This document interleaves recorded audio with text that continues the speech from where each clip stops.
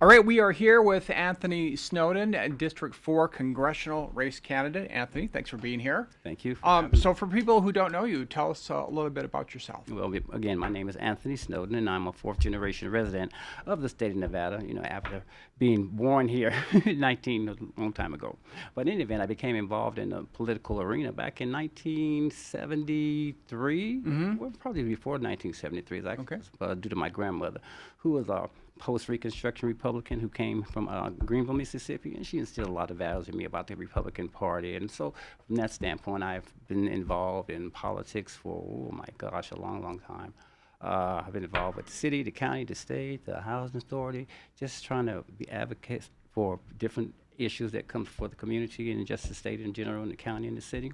So that's been my focus, just to make it better for all the people that's in the city of Las Vegas and the state of Nevada. So, with District 4, what do you think the biggest challenge is, and what do you think you could do to help that situation? Well, I think in terms of where I am at right now, because I think to President Trump that he has allowed us to have this opportunity, because my biggest thing has to do with community development, because I was born and raised in the West Las Vegas, historical West Las Vegas area, and that area was booming. It was businesses, it was jobs, it was community, it was just a whole package of people, doing what they're doing, going about their daily business. But over the years, it seems to have deteriorated, and there's no houses, no businesses, and there's lack of opportunities. And I think that since we have an opportunity now to address a lot of issues that the president has set forth in terms of us, keeping our borders safe, eliminating waste, fraud, and abuse, because that's my biggest thing, the waste, fraud, and abuse, because I'm specifically talking about the community development block grant funds and those funds that was actually submitted out there on the Obama administration doing the American Reinvestment and Recovery Act. Okay. And so how those funds actually caused them to exclude the residents and the community from the West Las Vegas area and allowed them to define where the community is. And so they set their boundaries and set a different way. And so right now, have you heard about the Symphony Park? I have heard about it. Yes, and so Symphony Park, do you know that was in the 89106 area code?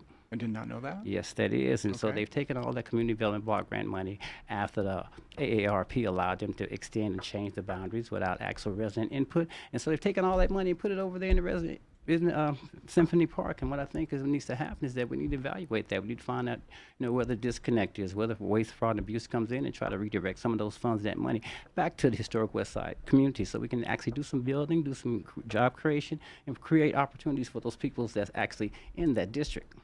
And you mentioned that in your campaign literature, you want the West Side to prosper again. Yes, absolutely. So if you came in and you were elected, what do you think the first things you would do to help the situation over there? First of all, is just to get an idea of how much money has been spent, where that money has gone to, and why haven't that money been directed actually to the community, which was supposed to benefit. Because, again, with the Symphony Park, there's no residents that lived over there. And that community development block grant money is actually based on census tracts.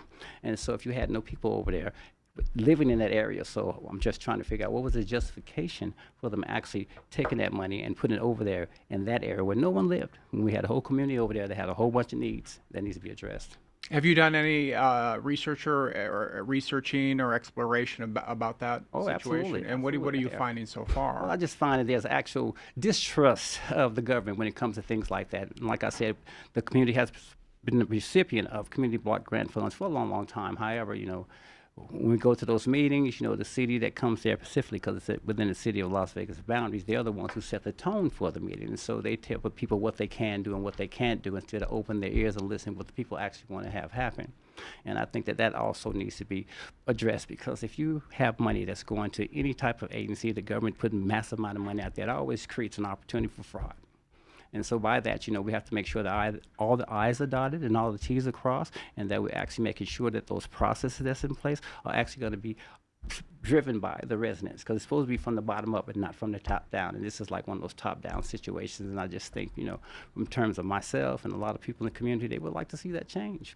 And since it is government money, I'm going to make sure I do what I need to do as a voice, as a representative, as their advocate to make that happen. So with that situation over there, if you were able to get a big infusion of dollars, where would those dollars go? Well, at this point in time, I think that the most logical place would be the old Jackson Street, which was typically the once upon a time the downtown of West Las Vegas. No businesses there. We need to restore businesses. We got all the churches that sit within those areas, and so we need to take a look at the zoning opportunities because once upon a time it was zoned as a mixed-use community. But since the city's been implementing a lot of different changes and they no longer allow people who had businesses that were selling liquor to operate within 500 feet of a church or a school, so that put a lot of people out of business. And so now, since the city is trying to make some efforts, or so it seems, to try to develop in West Las Vegas. For example, they are taking the New Jerusalem Baptist Church, tore it down. Now they're making some little facility there that's going to be selling alcohol. And that seems like a slap in the face to the people in that community because you allow so many people to go out of business, and now you want to open it up because the city wants to create a business there to sell alcohol. And that's not right. So in your campaign literature, and this is kind of more related to what you've just been saying, you want to emphasize a renewed focus on DOGE, Department of Government Efficiency. Yes. Elon Musk was basically running that for a little while, looking to cut waste, fraud, and abuse.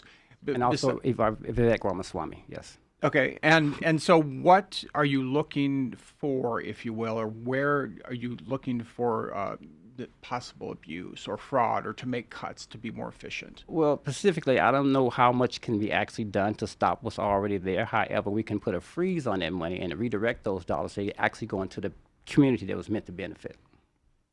So if elected, you had said, and I'm quoting here, I will create and support legislation that demands measurable results from government agencies and ensure taxpayer dollars are used for the direct benefit of the people they were intended to serve. What do you mean by that? What specifically, can you elaborate a little bit on that? Well, just like I said, like the money's going over into it's the Symphony Park, the Lou Ruvo Brain Institute. And I know they got the Performing Arts Center that's over there, but that's actually supposed to be the Martin Luther King Performing Arts Center.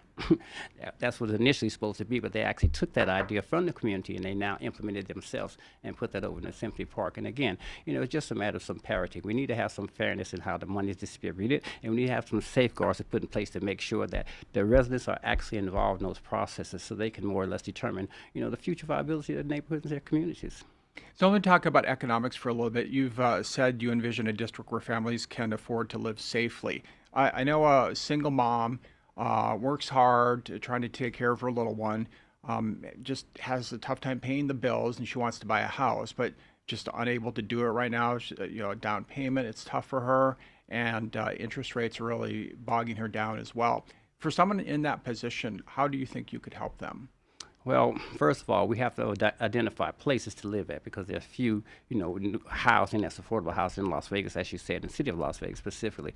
But we need to be trying to develop houses in those neighborhoods because from the streets, from Washington as far as Harrison, there's no development of housing now. All the older houses that's been in those neighborhoods have been torn down. The properties have been acquired by the city, and those haven't been burned down. It's just vacant lots now. Now, I don't know if they're waiting to stockpile that and use it for whatever their move is going to be. Because I don't know if you're aware, the Housing Authority the Southern Nevada Regional Housing Authority just had some grand poopah meeting here on the 7th of May, and they invited politicians and other people to come to the meeting at $150 per person. However, that invitation was not extended to the residents, and so how can the Southern Nevada Regional Housing Authority, which is actually funded by HUD, Housing and Urban Development, how can they engage themselves in that type of activity without actually presenting that whole program, what the purpose of it is, and what the expected outcome is going to be to benefit the West Las Vegas community, where we see at this point they're tearing down project housing, for lack of a better term, and they're putting nothing there. So you displace those people, you displace the neighborhood, the children that's going to school, and so we need to have some type of guardrails and safeguards to ensure that the housing authority is not overstepping their bounds and not taking advantage of the position that they're in, because based on what I saw in the presentation, that they have hired this foundation. The Rose Foundation was actually a conglomerate of housing authority officials and representatives, and all of them sit on the board. So I don't know if they're sitting there in the capacity of the Rose Foundation, or are they sitting there specifically for the benefit of the Southern Valley Regional Housing Authority. And I don't know if you know about the projects in the West Las Vegas area, but that's where the bulk of the population is, sitting in and around those areas because it's low-income housing. And so those people are entitled to have some benefits as well. You want to be able to have jobs, you want to have opportunities, you want to have a lot of different things. And in terms of the geographical area, once upon a time, you used to hire approximately 2,000 youth for summer vacation, and so they eliminated that program. So now, I mean, it's not summer employment, excuse me, but now they don't have any summer youth employment that's going on. And I think that how can we say that we are progressive and moving forward if we're not talking about our youth and opportunities for them to learn and be involved and to see what they need to do in order to be successful adults. And if we eliminate that possibility, then what's going to happen? You're going to have homelessness, you're going to have drug use, probably a lot of unwed mothers and stuff, and that's only going to exacerbate the problem, make it worse as opposed to making it better. So it just needs to be a deep dive into that whole financial piece where the government's permitting money to come to the community and it's not being benefited by the people.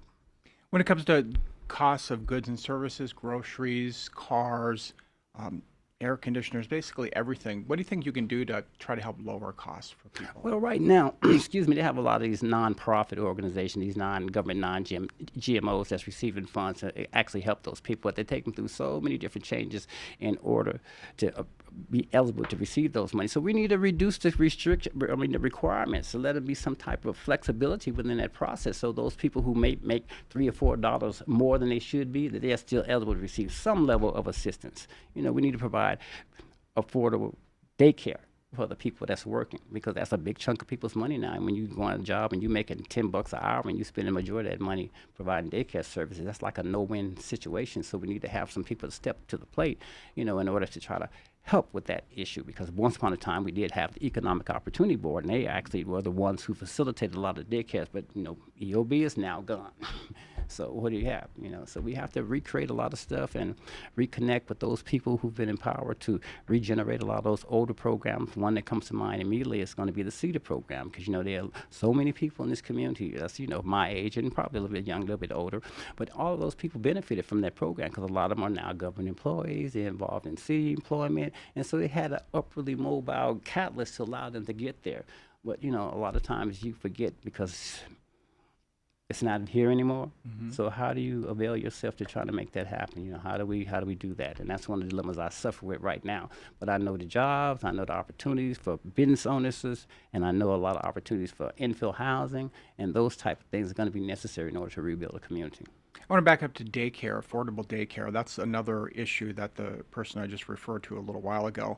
What do you think you can do specifically with affordable daycare? Could you get funds in, or create daycare centers, or what do you think about that? Well, there's not a lack of, let's say, locations for daycare centers, but there's a lack of funding that goes around, and there's a lack of actual, like, stipends or some type of scholarship or some other type of mechanism they could use to provide those daycares at a substantially reduced price or at no price, because that's going to essentially help those people because they're still there, going to work, doing what they do on a daily basis, and they can afford, you know what I'm saying, to try to handle all these high prices, gas prices, food prices, all that, while not be impacted so much of their monthly income with the child care. Let's move on to Iran. Do you support that conflict with the U.S.? I do, because I think I was like 13, 14 years old when I first heard about when the Shah was deposed from Iran. And so the Ayatollah came back, and then they held those hostages for over a year's time. And so that's been going on for 47 years. Just no one has had the nerve, the galls, and the cojones to take care of that. And I think at this point in time, we are fortunate to have President Trump in office that have allowed us to see exactly what's going on, so we can address it, so we can eliminate that existential threat, they call it, to America. And that's a real thing. We have to be able to do that. We have to be able to be secure. We don't have to worry about 3 o'clock in the morning, poof, they're blowing up, you know, places in the United States of America. And I think that's a good effort. And I think that all Americans should stand behind that.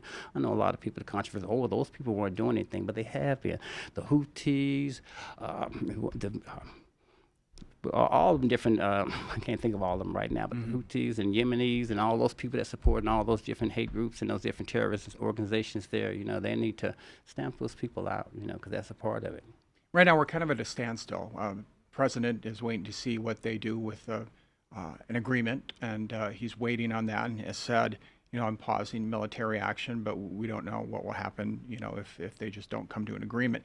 Would you support more military action at this point, or do you think Well, we should continue waiting? I think that in terms of where we are right now, but I think the president has a handle on this because, Donald Trump is playing chess, not checkers. So he's looking at the long game. And I think that he wants to go ahead and bomb them and be done with it. You know what I'm saying? But you have his advisors in a row, but you don't want to do that right now. But I think he has his finger on the pulse of what needs to happen. And so it's just a waiting game at this point because you think about it. After the first bombing, they were, excuse me, eliminated the top tier of the leaders from Iran. And the second leaders, you're talking about the kings and the princes and all those people. That's spoken about in the Bible, by the way. But all those people shall be eliminated. So it's clear the way for something to happen. And I think that's exactly what's going on now. He's just biding his time, just waiting to see who's going to step to the plate, who's the real leadership, who's making the decision, because still we don't have a clear idea of who's in charge in Iran. So we hear a lot of, noise out there in the echo chambers, people talking about, oh, this is not a good thing, that's not a good thing. But in terms of where we are with Iran, I think it's very good, because we need to eliminate that threat to America. And as simple as that. All right, let me talk about water. I've talked about water with all the other candidates.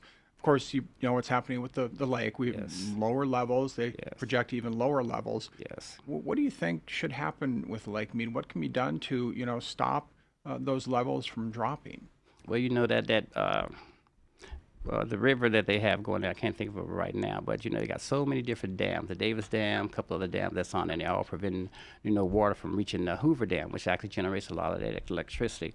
But in terms of where we are with it now, I think that it's going to be just the fact that they have to stop building so many houses here. They have to have a moratorium on that. We need to see where we are and see where we can project and where we're going to be in 10 years, where we're going to be in 15 years, and does it still remain viable for them to continue building houses, sucking out the water, Lake Mead, until we all bone dry here, or come up with some other alternative plans to allow, whether you need to ship water in or however it needs to happen, because that's very critical, because we can't live here in the desert without water.